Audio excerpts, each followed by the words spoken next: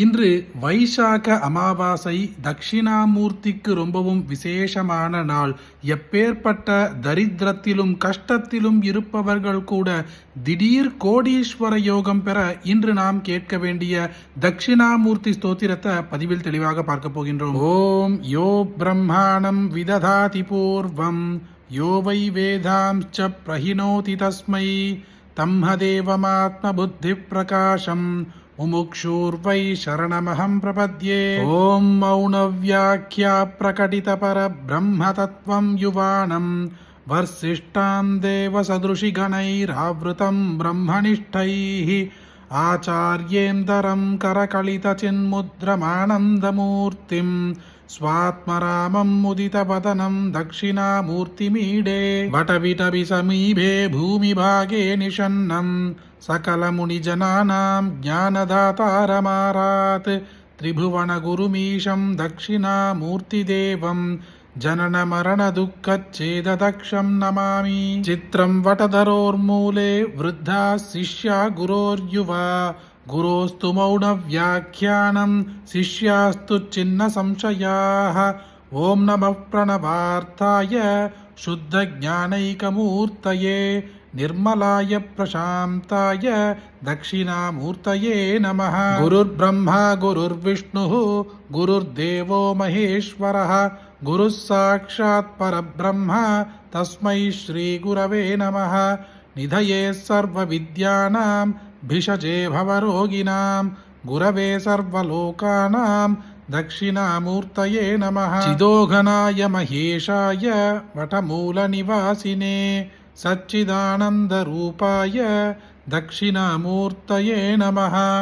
ईश्वरो गुरुरात्मेति मूर्तिभेदविभागिने व्योमवद्व्याप्तदेहाय दक्षिणामूर्तये नमः. अङ्गुष्ठतर्जनीयोग मुद्राव्याजेन योगिनां श्रुत्यर्थं ब्रह्मजीवैक्यं दर्शयन् योगता शिवः.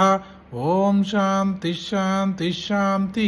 विश्वंदर्पण दृश्यमान नगरी तुल्यं निजांतर्गतं पश्यन्नात्मनि मायया बहिरिवोत् भूतं यथा निर्धया.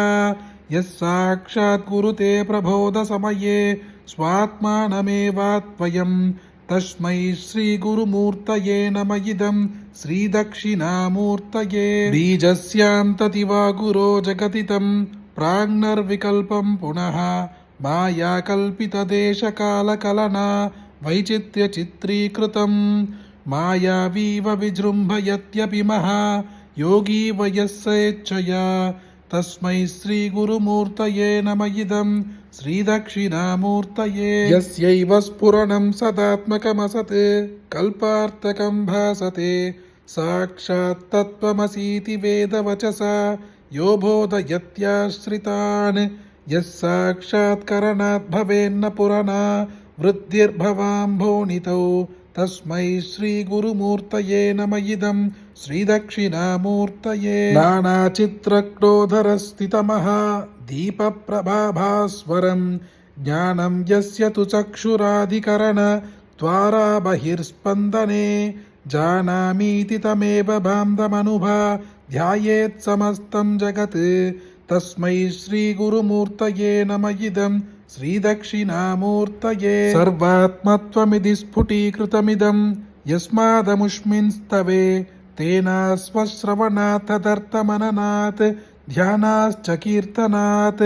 सर्वात्मत्वमहाविभूतिसहितं स्यादीश्वरत्वं स्तवः சித்தியேதத்புனரஷ்டதா பரிணதம் சைஸ்வர்யமவ்யாஹதம். பொதுவாகவே அமாவாசை நாட்களில் நாம் செய்யும் பூஜைகளுக்கும் நாம் சொல்லும் ஸ்லோகங்களுக்கும் ஸ்தோத்திரங்களுக்கும் பலன்கள் இரட்டிப்பாக கிடைக்கும். அதிலும் குறிப்பாக வைசாக அமாவாசை தட்சிணாமூர்த்திக்கு ரொம்பவும் விசேஷமான இந்த நாளில் இந்த ஸ்தோத்திரத்தை பக்தியோடு ஒரு முறை கேட்டால் கூட போதும், திடீர் கோடீஸ்வர யோகத்தை பெறுவார்கள்.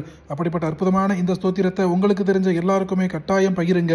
இந்த வீடியோவை லைக் பண்ணுங்க. நாளைக்கு மற்றொரு பதிவில் சந்திப்போம். ஹரி ஓம். மகா பெரியவா போற்றி.